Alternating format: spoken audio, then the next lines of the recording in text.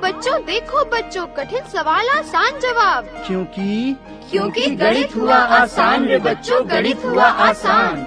अंकों का है खेल निराला, जोड़ घटाओं ने क्या कर डाला। क्योंकि गणित हुआ आसान रे बच्चों, गणित हुआ आसान।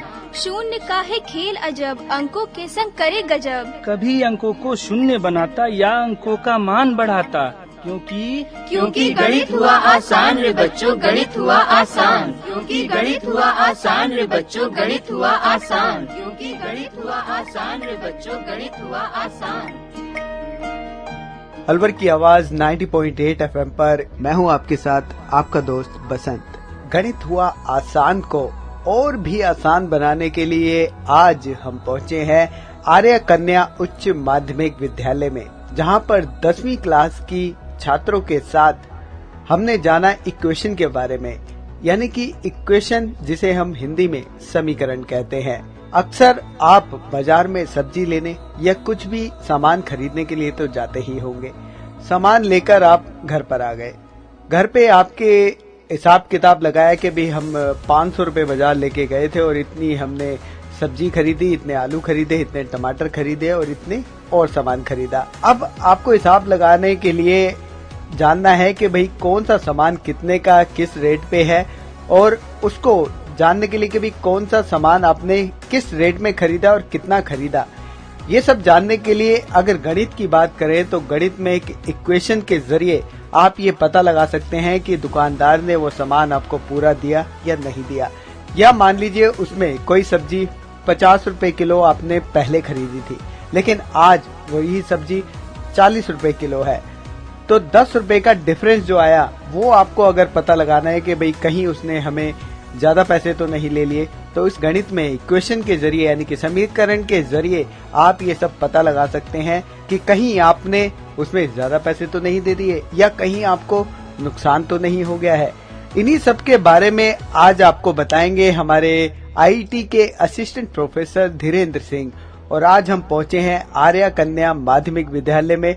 तो चलिए जानते हैं क्या होती है इक्वेशन और कैसे इसको हम डेली रूटीन अपनी लाइफ में यूज करते हैं, और किस तरह गणित के एक समीकरण के जरिए हम अपने नफा और नुकसान और अपने हिसाब किताब को लगा सकते हैं। कैसे समीकरण बनाते हैं बताएंगे आपको आईटी अलवर के असिस्टेंट प्रोफेसर धीरेन्द्र सिंह।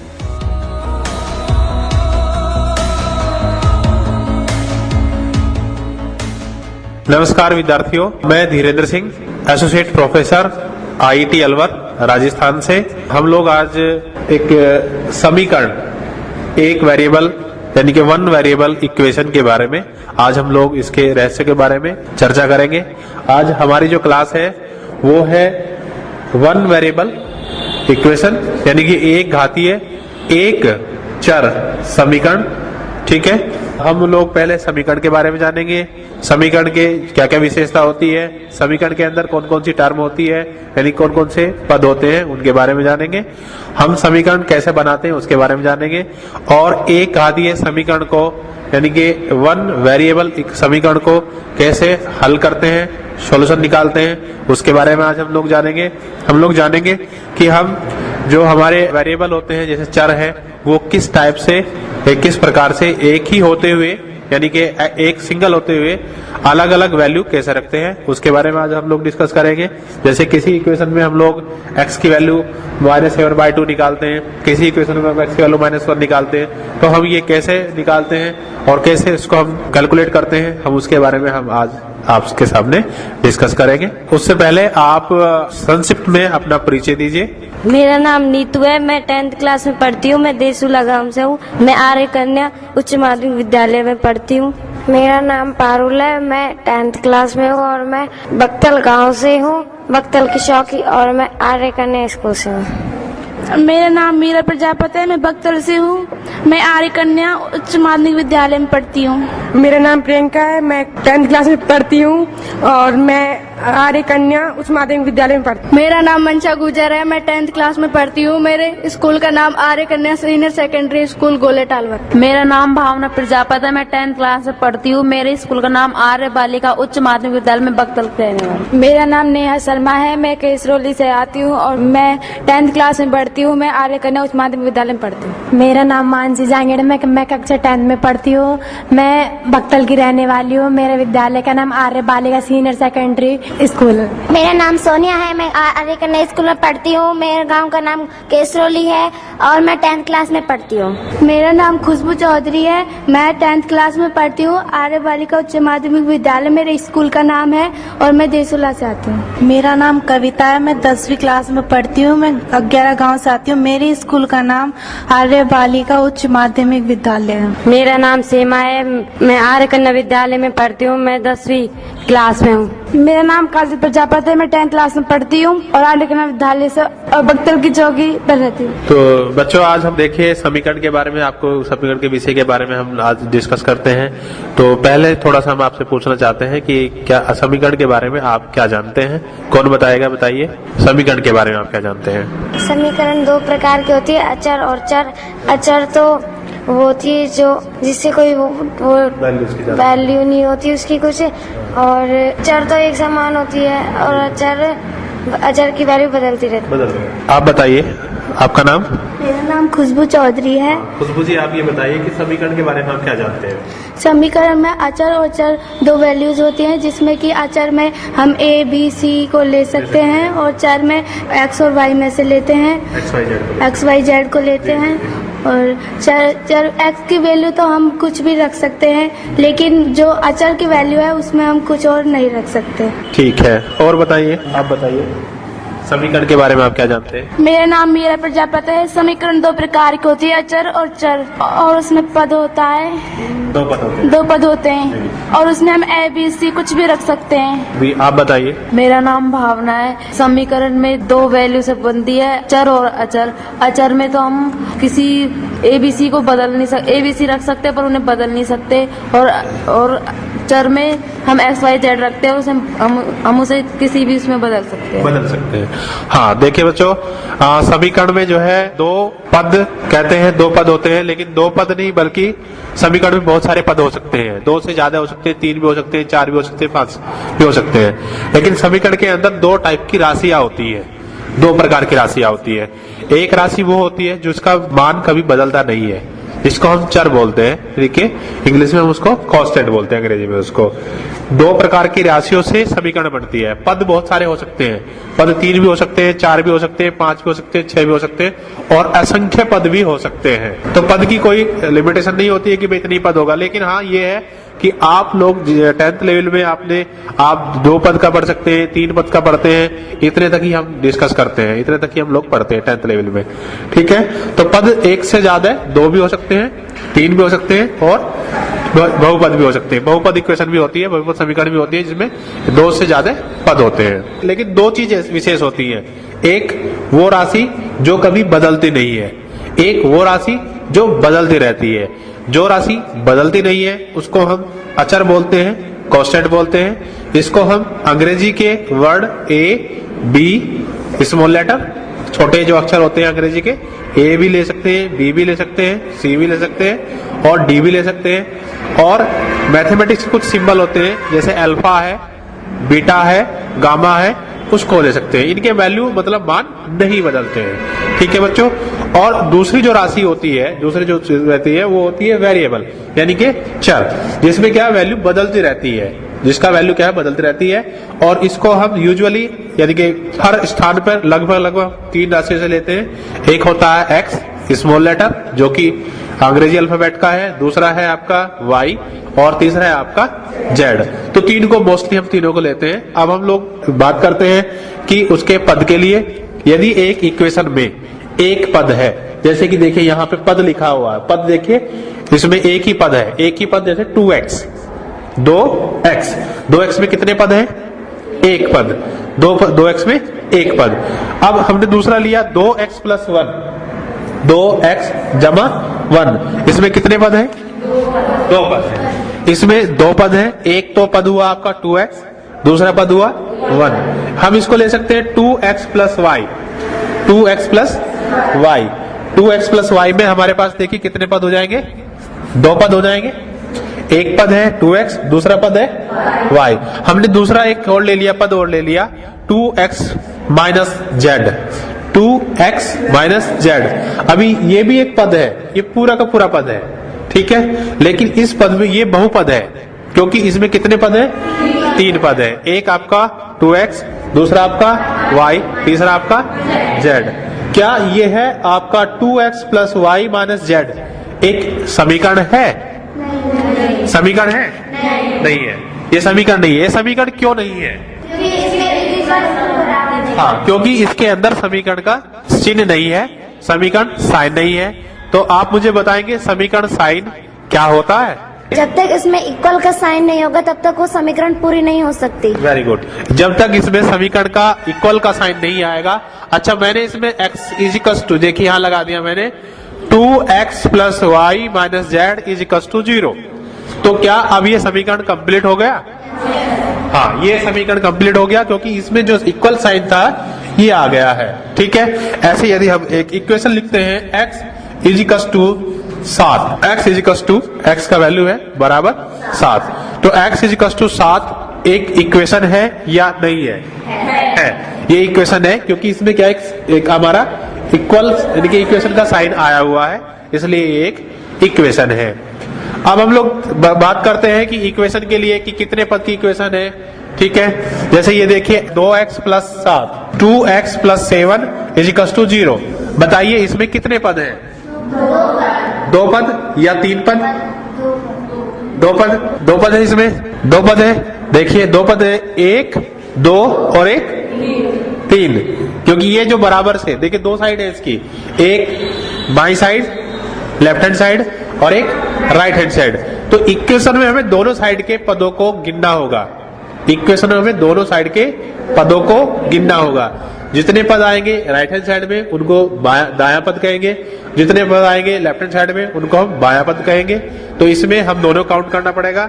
जैसे हमारा देखिए 2x प्लस 7 इजिकल्स टू 0, या इजिकल्स टू और कुछ ले लीजिए आप। इजिकल्स टू मान लीजिए हमने ले लिया 14 ले लिया, 14 ले लिया हमने 14, ठीक है।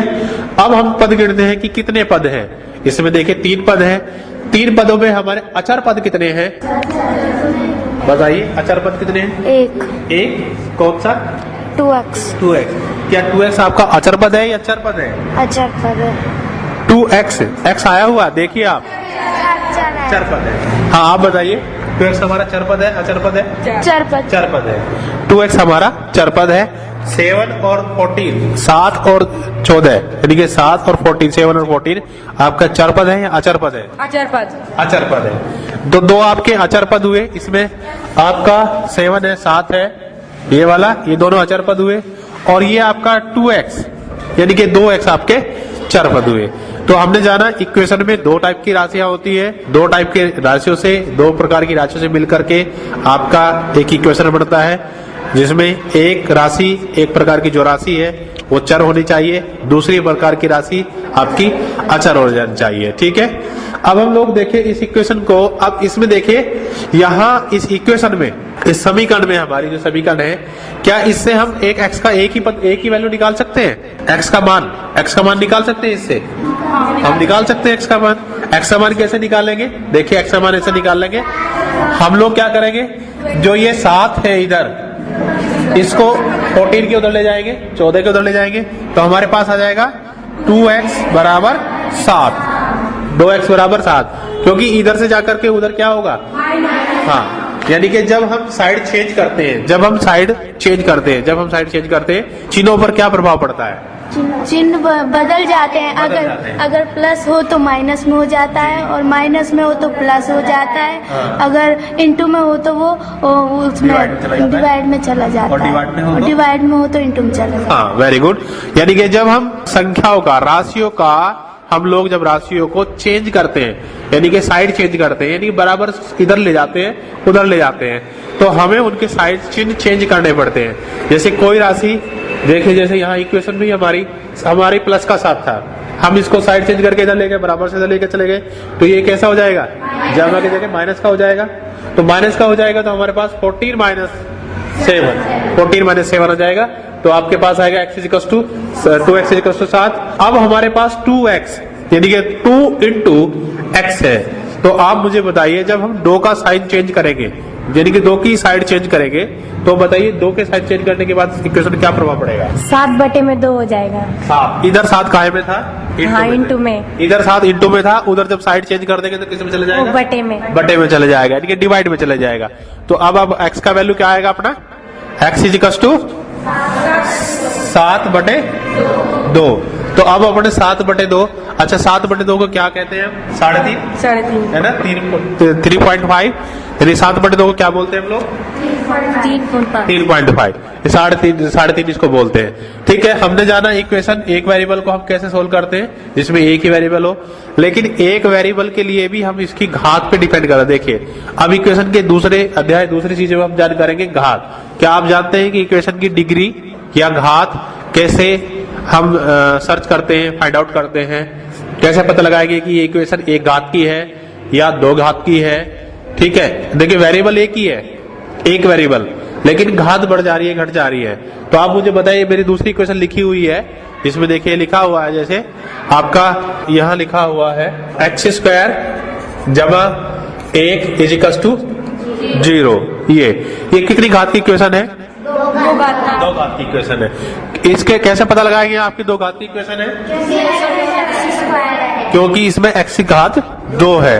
x की घात 2 होने से कितने घात की इक्वेशन है? 2 घात इक्वेशन है। इसमें चर कितने राशि है? चर कितने हैं? चर पद नहीं, देखिए आपसे पद नहीं पूछ रहे हैं हम, आपके चर कितने हैं? चर वेरिएबल कितने हैं? चर पद कितने हैं? एक घात मतलब इसकी 2 घात है, लेकिन चर कितने हैं? 1 है, यानी कि 1 वेरिएबल। ये इक्वेशन क्या है? एक घातीय समीकरण है, एक घातीय इक्वेशन है या एक वेरिएबल इक्वेशन है? बताइए। द्विघात तो है, इक्वेशन है आपकी द्विघात, लेकिन चर के हिसाब से बताइए, एक पदीय है या 2 पदीय है या 3 पदीय है? 3 पदीय है, क्योंकि x² + 1 इज इक्वल टू 0, 3 पदीय है। ठीक है, लेकिन एक चरिय मतलब इसमें जो है एक चर है, मतलब जो x है वेरिएबल है वो एक ही है। तो ये एक चरिय द्विघात समीकरण, एक चरिय द्विघात समीकरण है। इसमें बताइए इसका हम वैल्यू कैसे निकालेंगे, कैसे इसको हल करेंगे हम लोग? तो इसको हम बताते हैं, देखिए कैसे हल करेंगे। हम वही पहले इसको प्रतिस्थापित कर देंगे इधर, यानी कि x² इज इक्वल टू -1, ठीक है। अब x² के -1 ले जाएंगे। अब इसका क्या करेंगे? x is equal to root of under root -1। x को पहले हम लोग क्या करें, एक पद को चेंज कर देंगे, चेंज हो जाएगा। फिर उसके बाद x² का जो है हम लोग उधर ले जाएंगे, तो स्क्वायर का साइड चेंज करने से हमारा क्या जाता है? रूट में आ जाता है, रूट में संख्या आ जाएगी। तो हमारी इक्वेशन का जो आएगा आंसर आ जाएगा x is equal to root -1। ठीक है, इसी प्रकार हम दूसरी इक्वेशन लेते हैं। देखिए आपके पास ये इक्वेशन है 2x + 2 is equal to 7। 2x + 2 is equal to 7। तो बताइए x का वैल्यू क्या होगा? x का वैल्यू बताइए क्या होगा? बताइए कैसे हल करेंगे इसको? पहले तो हम इसको स्क्वायर को चेंज कर देंगे, पक्षांतरण को। पहले हम 2 को पक्षांतरण से 7 के पास में लाएंगे। तो ये 2 प्लस ये 2 आपका क्या है? प्लस का है, उधर आएगा तो क्या हो जाएगा? माइनस में हो जाएगा, फिर -2 5, और फिर x के पास जो 2 है ये किसका है? इसमें क्या हो रखा है? इंटू हो रखा है। यस, इस इंटू को जब इधर ले जाएंगे तो क्या हो जाएगा? अपॉन में हो जाएगा, यानी कि डिवाइड में आ जाएगा। तो क्या आ जाएगा आप बताइए? 5/2। तो हम लोग इसको सोल्व करते हैं। तो देखिए यहाँ पहले हम क्या करते हैं, x को प्रतिस्थापित करते हैं, तो हमारे पास आएगा x is equal to 7 - 2 is equal to 5। अब हम लोग x के पास जो आपका इंटू में 2 है इसका पक्षांतरण करते हैं। तो ये जो इंटू का है ये किस में चले जाएगा? डिवाइड में चले जाएगा, बटे में चले जाएगा, ये आ जाएगा 2। तो x का वैल्यू आ जाएगा आपका 5/2। 5/2 को क्या बोलते हैं हम लोग? 2.5, यानी कि 2.5। 2.5 यदि 2.5 बोलते हैं इसको। तो इस प्रकार से हम लोग अपनी इक्वेशन का जो है सॉल्यूशन निकाल सकते हैं। अब हम लोग इक्वेशन बढ़ाते हैं। देखिए इक्वेशन बढ़ाते हैं हम लोग। आप जैसे आप बताइए, आप कल मार्केट में गए थे, कल आप बाजार में गए थे, सब्जी खरीदने गए थे? नहीं गए थे। आप में से कौन कल सब्जी खरीद के लाया है? बताइए। कोई नहीं लाया है, मार्केट भी नहीं गया। संडे में गया हो कोई? संडे में बताइए। आपकी घरेलू वस्तु खरीद के तो लाते हैं आप शॉप पे गए और कुछ चीजें खरीद के लाए, आप सब लाते ही हैं, ऐसा तो नहीं हो सकता है? हाँ, इस बार नहीं गए, इस महीने के शुरू में तो गए होंगे? नहीं गए। चलो ठीक है, आज चलते हैं अभी। ठीक है, तो आप जैसे मान लीजिए, सपोज मान लीजिए आप अपनी पूरी फैमिली के लिए सब्जी खरीद के लाते हैं। ठीक है, आप पूरी फैमिली के लिए क्या खरीद के लाते हैं? सब्जी खरीद के लाते हैं। तो सब्जी जब खरीद के लाते हैं तो सब्जी में आप क्या क्या आइटम लाएंगे? जाइए बताइए, मुझे बताइए सब्जी के अंदर क्या क्या आइटम, मतलब क्या क्या वस्तु खरीद के लाएंगे आप? क्या क्या सब्जी आप अपने घर के लिए खरीद के लाएंगे? बताइए। गोभी, आलू, टमाटर, प्याज। ठीक है, आप लाएंगे गोभी, लाएंगे गोभी, आलू, टमाटर और प्याज, है ना? ये है ना? ठीक है, तो मान लीजिए 4 चीजें आप खरीद के लाते हैं, 4 चीजें खरीद के लाते हैं आप ये। ठीक है, अब आप मान लीजिए गोभी आपने खरीदी, गोभी आपने 1 kg खरीदी। ठीक है, हमने गोभी कह दिया कि गोभी जो है x kg खरीदी आपने, x kg में हम x को कुछ भी रख सकते हैं, 1 kg, 2 kg, 10 kg, 5 kg। ठीक है, आपने गोभी खरीदी और उसको हमने दे दिया x खरीदी। या फिर हम मानते हैं कि आपने गोभी, मान लीजिए आपने गोभी जो है 20 रुपए की खरीदी, 20 रुपीज की। आपने 20 रुपीज की क्या खरीदी? गोभी खरीदी। और आपको पता करना है कि आपने कितनी गोभी खरीदी। ठीक है, और हमने मान लीजिए गोभी का जो मूल्य है 10 रुपीज पर केजी है। मान लीजिए हमने मान लिया कि हमारे पास जो गोभी का मूल्य है वो 10 रुपये पर केजी है। आपने कितने की खरीदी? 20 रुपए की। आपने 20 रुपए की गोभी खरीदी। ठीक है, तो आपकी देखिए इक्वेशन क्या बन जाएगी आपकी? 10 रुपीज की पर केजी आपकी। हाँ, तो गोभी आपने खरीदी कितना? गोभी x केजी गोभी खरीदी। ठीक है, आपने दिया कितना? 20 रुपये। 20 रुपये दिया आपने, तो x इक्वल टू क्या हो गया आपका? 20/2 10, क्योंकि आपको देखना पड़ेगा आपने कितने रुपए की गोभी खरीदी। ठीक है ना? और कितना पर केजी का कितना चार्ज था? पर केजी कितना था? 10 रुपए। तो x इक्वल टू कितना है आपका? 2 kg। ठीक है, आपने 2 kg गोभी खरीदी। अब यदि हम इसको एक पदीय, यानी कि एक पद की समीकरण में इसको हम चेंज करते हैं तो आप क्या लिखेंगे? 2x बराबर 20। 2x बराबर 20, जिसमें x का वैल्यू कितना आ जाएगा?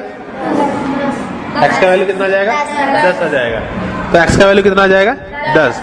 यानी कि आपका यहाँ पे देखिए आपने x इक्वल टू 10 रुपए, यानी कि x का वैल्यू कितना है? यहाँ यदि हम देखें, यदि दूसरे सेंस में हमने देखा था कि हमने 2 kg खरीदी, ये भी x का वैल्यू दे दिया। अब हम निकालना चाह रहे कितने रुपए की खरीदी, यानी कि पर केजी कितना था।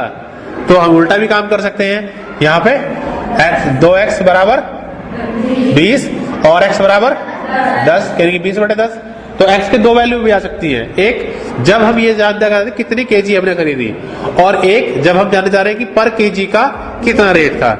इसीलिए हम कहते हैं कि आप जो x है, y है, z है, ये वेरिएबल है, चर राशि है, जिसका एक ही होते हुए दो अलग अलग जगह अलग अलग वैल्यू है।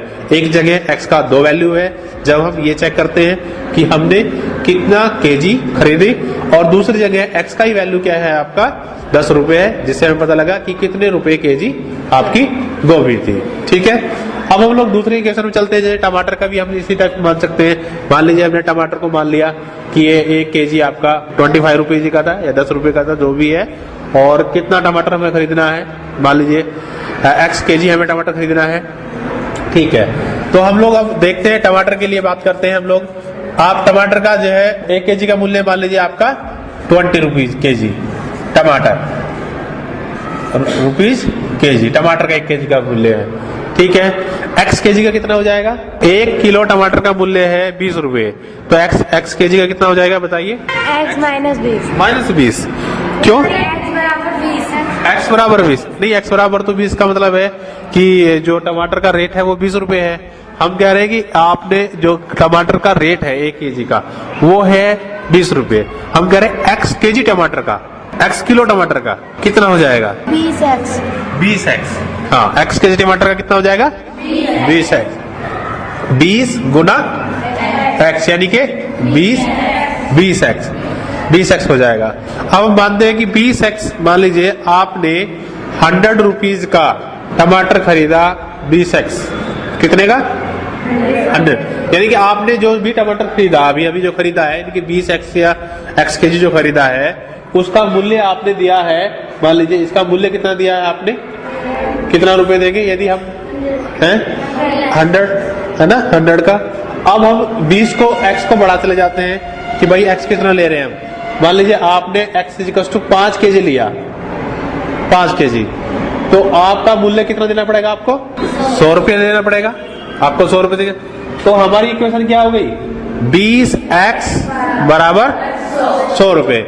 यानी कि आप 20x केजी टमाटर खरीदते हैं तो आप कितना पैसा देते हैं? 100 रुपये देते हैं। अब आप घर पे गए, आपके पेरेंट्स ने पूछा कि भाई आपने 100 रुपये आपको हमने दिया था, आपने टमाटर खरीद के लाए आप, तो आप हमें बताओ आप कितना टमाटर खरीद के लाए?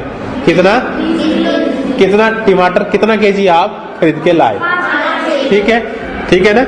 यानी कि आपको ने तो बता दिया x केजी है, x केजी आपने खरीदा, आपने तो खरीदा, लेकिन आपके पेरेंट्स को नहीं पता था कि आप कितना टमाटर खरीद के लाए हैं। बस उन्हें पता था कि आपको उन्होंने 100 रुपया दिया है और कह दिया कि आप हम जाइए मार्केट में और टमाटर खरीद के ले आइए।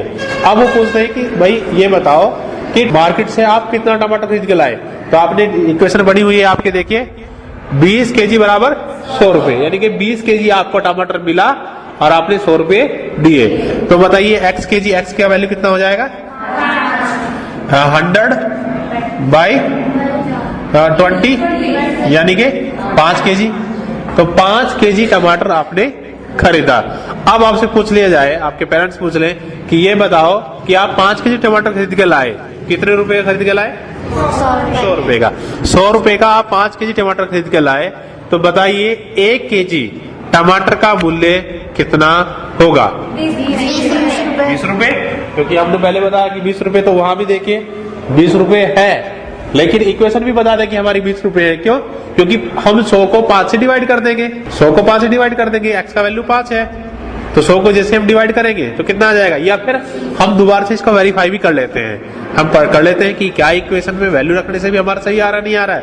देखो ये हमारा इक्वेशन है 2x बराबर 100, ठीक। x का वैल्यू कितना है? 20x = 100। x का वैल्यू हमने निकाला, कितना आया था हमारा? 5 केजी। अब यदि हम x का वैल्यू रखते हैं इस समीकरण में, तो 20 गुणा 5 कितना हो जाएगा? 100। इसका दायां पद कितना है? 100। बायां पद भी कितना है? 100। तो इसका मतलब समीकरण संतुष्ट है आपकी। हमें पता लगा कि देखिए आपका जो टमाटर जितना आपने खरीदा, आप पूरा पैसा वहां दे करके सही से आए हैं, ठीक है। यदि आप कम पैसा लेकर के देकर आए हैं या ज्यादा पैसा देकर आएंगे, तो आपकी समीकरण एक वेरिएबल की आपको बता देगी कि आपसे उसने ज्यादा पैसा लिया है या कम पैसा लिया है।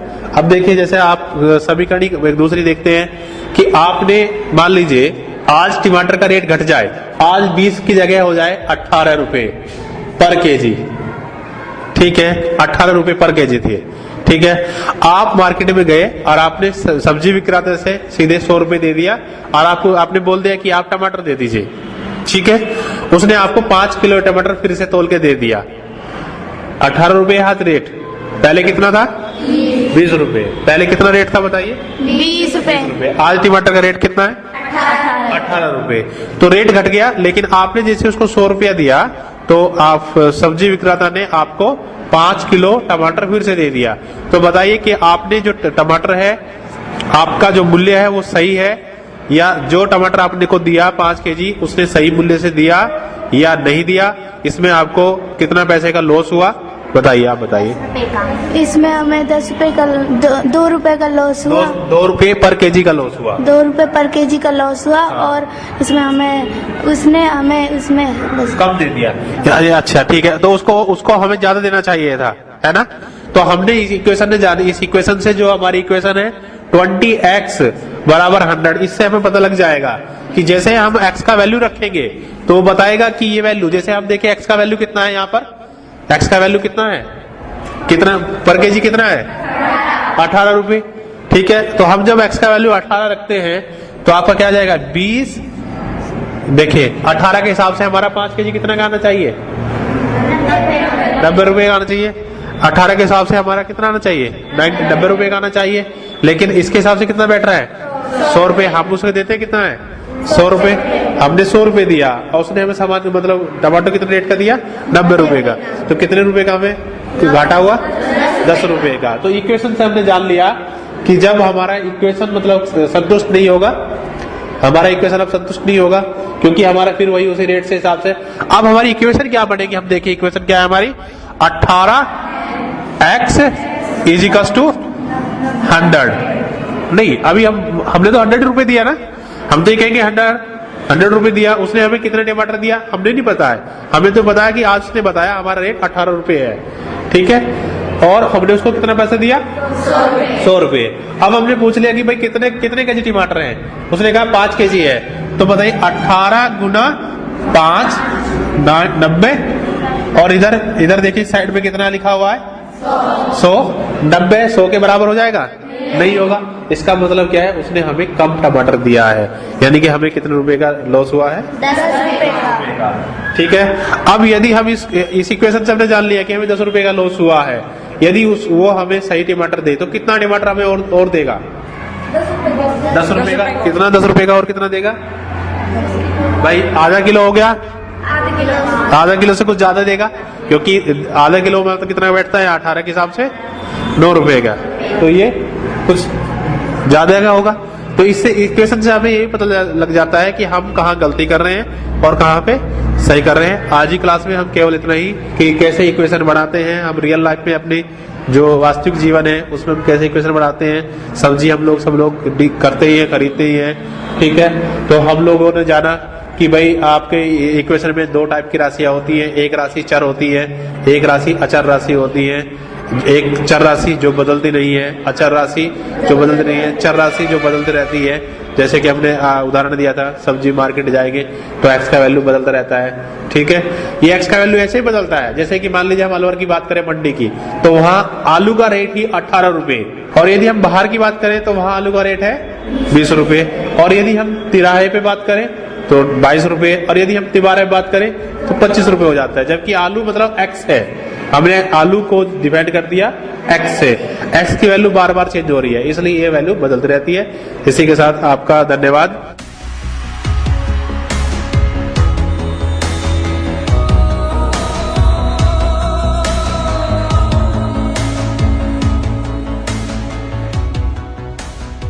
तो दोस्तों अब तो आप जान ही गए होंगे कि भाई अगर आप बाजार जाते हैं तो अगर आपको कोई नुकसान हो रहा है या फायदा हो रहा है, इसका पता लगाने के लिए आप इक्वेशन बना सकते हैं, यानी कि समीकरण बना सकते हैं। तो उन समीकरणों को किस तरह से बनाना है इस बारे में आपको जानकारी दे रहे थे IIT अलवर के असिस्टेंट प्रोफेसर धीरेन्द्र सिंह, और साथ में थी आर्य कन्या विद्यालय की कुछ छात्राएं। ये प्रोग्राम भारत सरकार के विज्ञान एवं प्रौद्योगिकी विभाग द्वारा उत्प्रेरित एवं समर्थित किया गया। आपको ये प्रोग्राम कैसा लगा, आप अपने फीडबैक प्रतिक्रिया अपनी दे सकते हैं। अपने फीडबैक प्रतिक्रिया देने के लिए हमारा पता है कम्युनिटी रेडियो अलवर की आवाज 90.8 megahertz, IIT group of institutions, north extension MIA Alwar Rajasthan. हमारे फोन नंबर हैं 9587908908 और दूसरा नंबर है 0144512190। आप हमें मेल भी कर सकते हैं, हमारी ईमेल आईडी है radioalwar@gmail.com। और साथ ही इस प्रोग्राम को आप ऑनलाइन यानी कि इंटरनेट पर भी सुन सकते हैं। इंटरनेट पर सुनने के लिए आपको लॉगिन करना है www.i-radiolive.com पर, और साथ ही मैथमेटिक्स यानी गणित हुआ आसान के एपिसोड आप ऑनलाइन यानी कि इंटरनेट के माध्यम से एक दुनिया अनेक आवाज के वेबसाइट पर भी सुन सकते हैं। वेबसाइट है www.edaa.in। लॉगिन कीजिए और कहीं भी बैठकर ऑनलाइन आप इन मैथमेटिक्स के प्रोग्राम को सुन सकते हैं। इसी के साथ अपने दोस्त बसंत को दीजिए इजाजत। नमस्कार। तमसो मा